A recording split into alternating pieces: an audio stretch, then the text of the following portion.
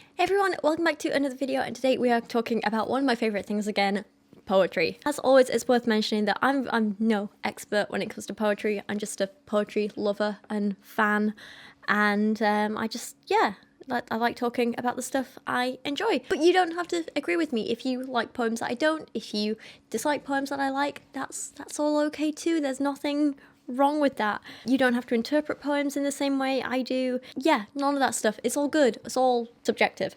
Today I figured we would talk about poetry all around a similar theme and topic, and today we're starting with one that is really close to my heart, and that is poetry about kind of mental health, and specifically kind of depression and anxiety and sadness and loneliness and all those kind of things. And we're going to be talking about poetry that conveys those feelings and issues, and also some poetry that kind of like, I don't know, maybe gives us like a little bit of hope or some positivity, or yeah, just has a bit of an uplifting message for when you're feeling like that. I hope that makes sense. I guess I wanted an opportunity to share some poetry with you that I love and that has helped me. Yeah, thought it'd be good. My mood's been a little down lately, like especially this last week. I slept a lot and I spent a lot of time in bed, oversleeping and overthinking, and my anxiety's been a bit of a mess again. Yeah, I guess that's kind of what inspired me to make this video, because I know I'm not the only one who feels this way, and often poetry is what helps me feel less alone and a little more understood in the world, and I wanted to share that with you guys. So the first poem I want to take a look at today is one which many of you actually recommended to me, called Explaining My Depression to My Mother by Sabrina Benaim? I hope I'm pronouncing that right. And there's a fantastic video of her performing it, which I really recommend you watch. I'll link it below. But for now, I'm not sure how much of it I can play for copyright reasons, so I'm going to read you the poem instead, so we can discuss it. Mom, my depression is like a shapeshifter. One day it's as small as a firefly in the palm of a bear, the next it's the bear. On those days I play dead until the bear leaves me alone. I call the bad days the dark days. Mum says try lighting candles. But when I see a candle, I see the flesh of a church, the flicker of a flame, sparks of a memory younger than noon. I am standing beside her open casket. It is the moment I learn every person I ever come to know will someday die. Besides, Mum, I'm not afraid of the dark. Perhaps that's part of the problem. Mum says, I thought the problem was that you can't get out of bed. I can't. Anxiety holds me a hostage inside of my house, inside of my head. Mum says, where did the anxiety come from? Anxiety is the cousin visiting from out of town that depression felt obligated to invite to the party. Mum, I am the party, only I'm a party I don't want to be at. Mum says, why don't you try going to actual parties, see your friends? Sure, I make plans. But I don't want to go. I make plans because I know I should want to go. I know sometimes I would have wanted to go. It's just not that fun having fun when you don't want to have fun, Mum. You see, Mum, each night insomnia sweeps me up in his arms, dips me in the kitchen in the small glow of the stove light. Insomnia has this romantic way of making the moon feel like perfect company. Mum says try counting sheep, but my mind can only count reasons to stay awake. So I go for walks, but my stuttering kneecaps clank like silver spoons held in strong arms with loose wrists. They ring in my ears like clumsy church bells, reminding me that I am sleepwalking on an ocean of happiness that I cannot baptize myself in. Mum says happiness is a decision, but my happy is as hollow as a pin-pricked egg. My happy is a high fever that will break. Mum says I'm so good at making something out of nothing, and then flat out asks me if I'm afraid of dying. No, Mum, I'm afraid of living. Mum, I am lonely. I think I learned that when Dad left, how to turn anger into lonely, the lonely into busy. So when I say I've been super busy lately, I mean I've been falling asleep watching SportsCenter on the couch to avoid confronting the empty side of my bed. But my depression always drags me back to bed until my bones are the forgotten fossils of a skeleton-sunken city. My mouth a boneyard of teeth broken from biting down on themselves. The hollow auditorium of my chest swoons with echoes of a heartbeat, but I am just a careless tourist there. I will never truly know everywhere I've been. Mum still doesn't understand. Mum, can't you see that neither can I? So excellent, amazing, love this poem. As you can probably tell, it is a poem about depression and how difficult it is to describe it to someone else because you don't always necessarily understand it yourself. Throughout the poem, the mother tries to offer her advice or suggestions of, how to get better, which aren't going to work because they show this blatant misunderstanding of what's wrong. And we see that through a lot of juxtaposing imagery in this poetry. For example, the play on light and dark in the early parts. I call the bad days the dark days. Mum says, try lighting candles, but when I see a candle, I see the flesh of a church, the flicker of a flame. Sparks of a memory younger than noon. I am standing beside her open casket. It is the moment I learn every person I ever come to know will someday die. Besides, Mum, I'm not afraid of the dark. Perhaps that's part of the problem. So we see that play between light and dark, but we also see how it's not exactly black and white, pardon the pun. It's not that light is good and dark is bad, because when you're struggling with depression, even the typically good stuff becomes hard, it becomes dark. So, like when her mum suggests lighting candles, metaphorically this is suggesting doing something to fight off the low moods, maybe something that you enjoy. But when you're depressed, the things that normally bring you joy just don't anymore. So it's not going to do anything. It's not actually going to fight off the darkness at all. And in this case, in a more literal sense, it just reminds her of something which gives her anxiety. And so she starts to panic about losing the people she loves. And the things that usually bring her joy end up making her feel worse. And as she says, it's not just about doing something to banish the metaphorical dark, because as she says, that's not exactly the problem. It's that the dark has become a little too familiar and safe, and in some ways she's scared of the light, which is probably like a reference to how it can be difficult to put yourself, back out there in the real world and face your issues and be around people and actually seek help. Once again, she's showing how defining the exact problem, explaining what she's feeling, trying to explain to someone else what depression is incredibly difficult and complex, and there's no one right or wrong, and there's no one solution.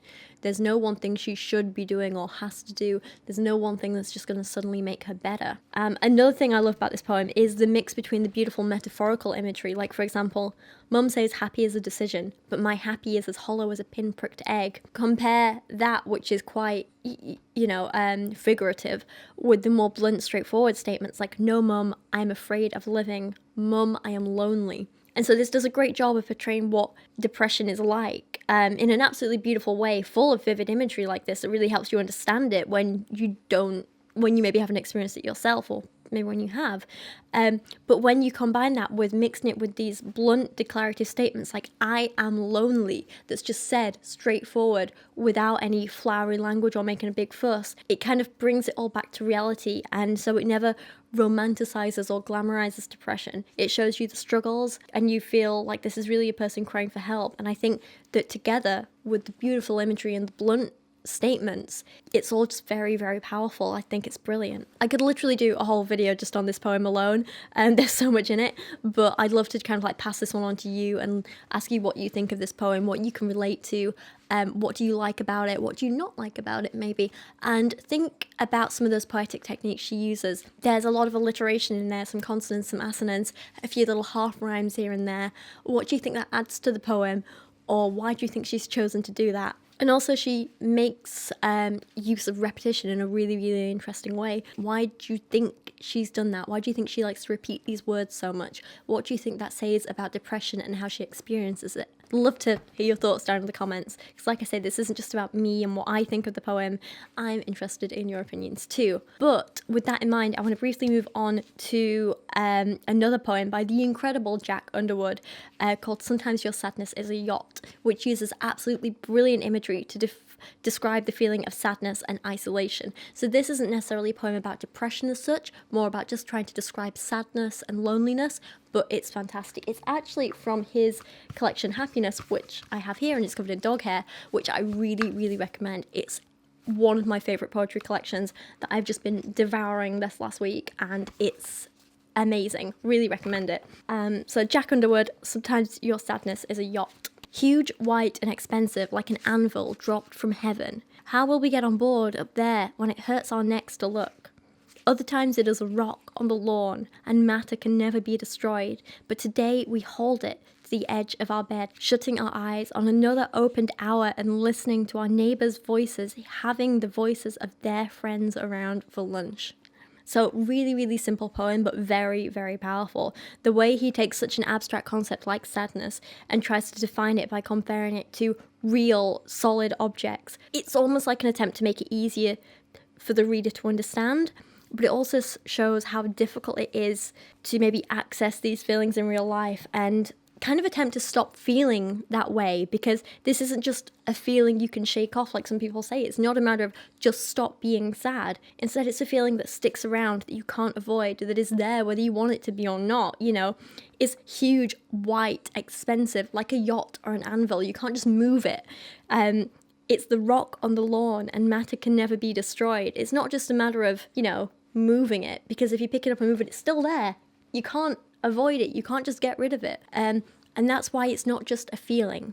It's real, it's solid, and it's difficult. It's an issue you can't avoid. And I think that's absolutely amazing and genius. And again, would love to hear your thoughts on this poem, because there's a lot of really, really strong imagery in there that I would love to kind of get a few more in-depth opinions on. Next up, I kind of hope you don't mind if I share a bit of an original poem with you that I wrote about my own experiences with self-harm and with cutting myself. I'm not even going to pretend that my work's anywhere near as good as these other poems that I'm featuring, like not at all, but I kind of just wanted to share more of like a personal thing and a little bit of myself with you guys. I don't know, just I guess offer up a little part of myself so you can kind of understand where I'm coming from and maybe relate to it a bit. I don't know, yeah. Sometimes my mind is a nebulous war zone, a cacophony of critics in every corner. Insidious whispers echo until they, like shrieking sirens, seduce me back to shame and self-doubt. Sweet silver sings to me, promising to clear the noxious fog of fear provoked by friendly fire. The blooming blood soothes and calms. New balance, cold silence, a ceasefire for now.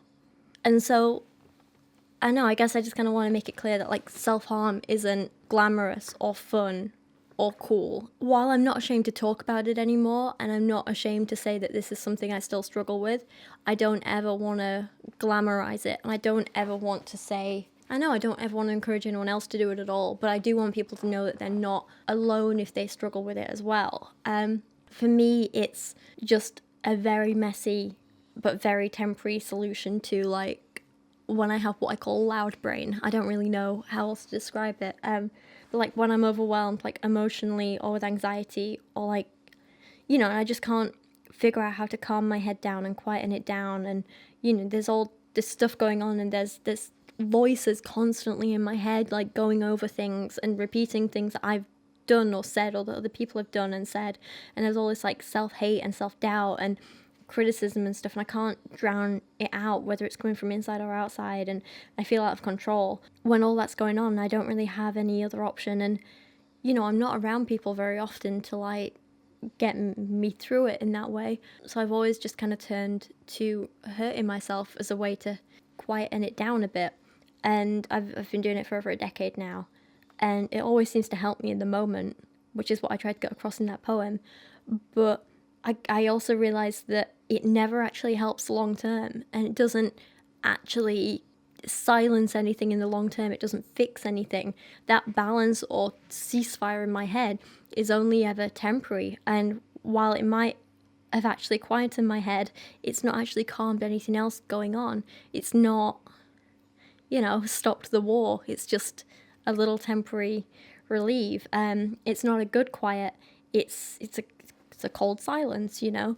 To actually heal and move on and get better, I can't just keep hurting myself. I need to find other real solutions, and that's what I am trying to do in my life, and that's what I am trying to deal with and get better at, and that's kind of what I tried to get across in this poem. So I don't know, I'm just maybe hoping someone can relate to it and it maybe helps them a bit. I don't know. Let's get back to the actually good poems. So on the subject of solutions, I want to move on to a couple more poems which have slightly more uplifting messages, or at least offer, I don't know, like a little bit of guidance for when you're feeling down. And one of these poems is the beautifully simplistic Rain. Woke up this morning with a terrific urge to lie in bed all day and read. Fought against it for a minute. Then looked out of the window at the rain and gave over. Put myself entirely in the keep of this rainy morning. Would I live my life over again? Make the same unforgivable mistakes? Yes, given half the chance. Yes. And I'm pretty sure all of us who've struggled with depression or anxiety at some point have struggled to get out of bed, something as simple as that. But I'm sure a lot of us have also struggled with not giving ourselves enough self-care when we need it, not giving ourselves time off when we need it. I know that especially when I was a student or when I was working for other people, you know, in like a proper like 9-to-5 job or whatever, I used to feel incredibly guilty about taking time off when my head wasn't in a good place. And I think this poem does a really good job of showing us that it's actually really important and that it is okay to need to allow ourselves to take time to heal, and also to forgive ourselves for things and just look after ourselves a little bit more, whether it's a rainy day or not. It's a really simple poem. It doesn't really use too much fancy language or fancy poetic techniques, which is why I think it's just so relatable to so many people reading it, because when you're in a bad place, you can't always concentrate on anything too complex, and that's why I think this poem is a good one to keep coming back to. You know, it's straightforward, it's powerful, even when you have a full-on brain fog or loud brain going on, you know? It starts with this person who wakes up and just feels unable to get out of bed, and while a lot of us at this point might end up fighting against it and making ourselves more miserable and you know, feeling guilty and feeling useless and, you know, all those other names that we call ourselves, our narrator only fights it for a minute, and after that, he gives up and allows himself to just take some time off and stay in bed and just be in the moment and look after himself. And he says he puts himself entirely in the keep of this rainy morning, because sometimes you just need to stay in your comfort zone and stay somewhere you feel safe and just allow yourself to be and to heal and to relax and, you know, sort your head out. Just notice the little things like the rain outside and be present in the moment and just do it for yourself and not feel bad about it. And I mean, clearly, like many of us, he's an overthinker. Instead of staying in the present, he starts to overthink about all the things he's done wrong in his life ever, that, you know, he calls them unforgivable mistakes and stuff. But rather than letting his anxiety overwhelming him and letting himself kind of like dwell on these mistakes and letting himself get more anxious, he chooses to just let them go, because he realizes and he says that like all these mistakes, all these messes, every crappy thing he's done have all led him to this point and made him who he is today. And it's a really kind of important realization to come to, because overall it's a nice this entire poem is a nice reminder to, one, take care of yourself and your body and brain and allow yourself to have days off, but also it's a good reminder to not be so hard on yourself and to accept yourself, including all your flaws and mistakes, because they're what keep propelling you forward. They've got you to where you are now, and the only really way to go from there is to just keep growing and keep on and don't dwell so much on the past. It's not, like I say, a particularly fancy poem in terms of poetic technique, but it doesn't need to be, because it's just so real and so human and so damn relatable, and I think it's brilliant. Actually, in the same vein, in terms of not fancy but relatable, there's another poem that I just want to quickly read to you by Jean Little called Today.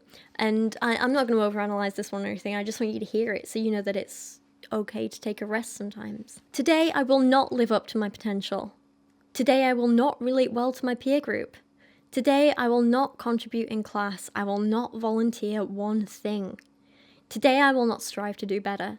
Today I will not achieve or adjust or grow enriched or get involved. I will not put my hand up, even if the teacher is wrong and I can prove it. Today I might eat the eraser off my pencil. I'll look at the clouds. I'll be late. I don't think I'll wash. I need a rest.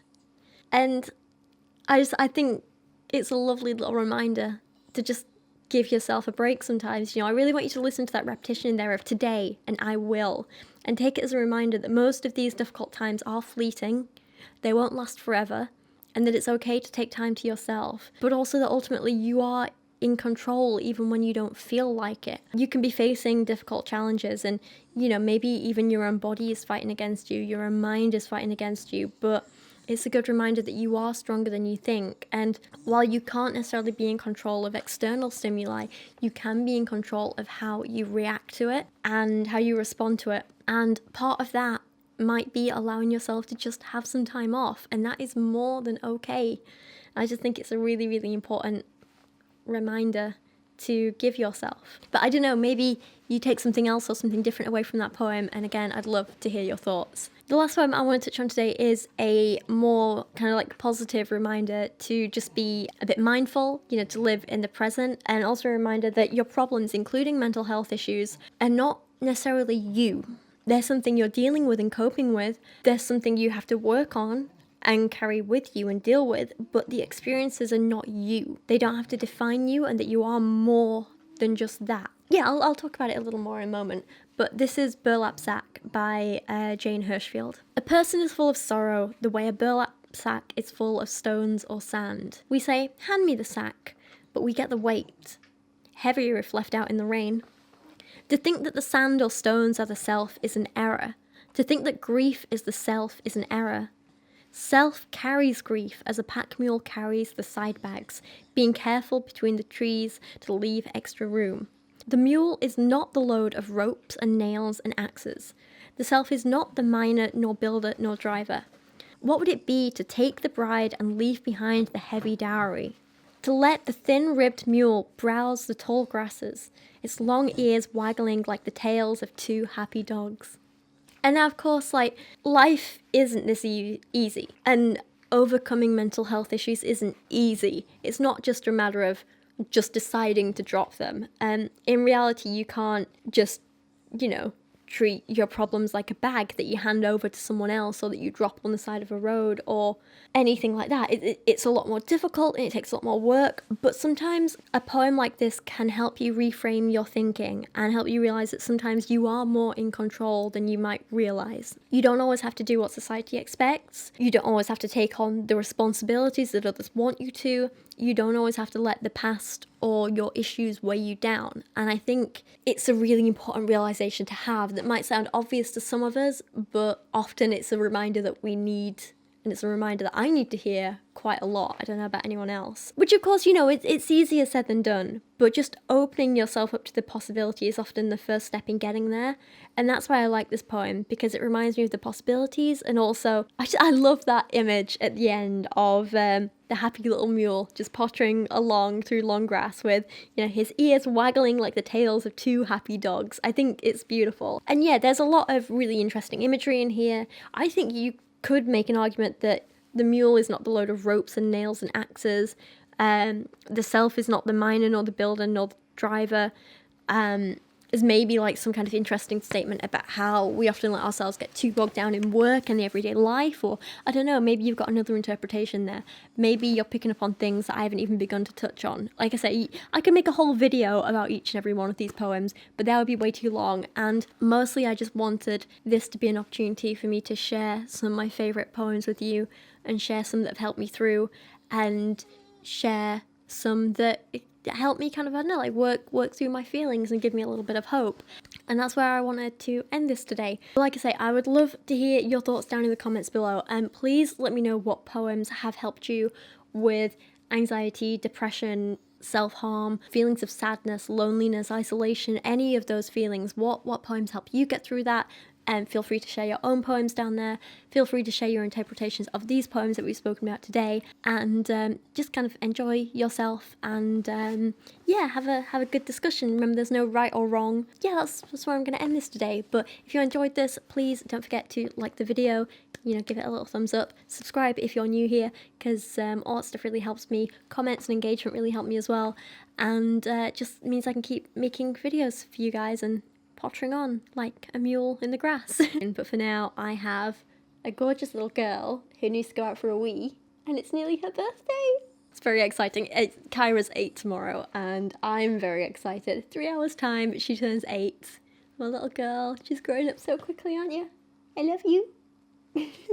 Alright, I'm going to take her out before bed, but thank you all again, and yeah, I'll see you again soon. And if you want to catch up on our life and what we're doing and Kyra's birthday stuff, then go follow us on Instagram. Mine is Rachel Oates with a 0 instead of an O, and Kyra's is Kyra the Staffy. There's all sorts of photos on there and stuff, and it's a social media where we're most active, so yeah, go find us on there if you want. But I'm going to stop talking now and take a little while now, and just, yeah, thank you for watching today, and I'll see you all again very soon.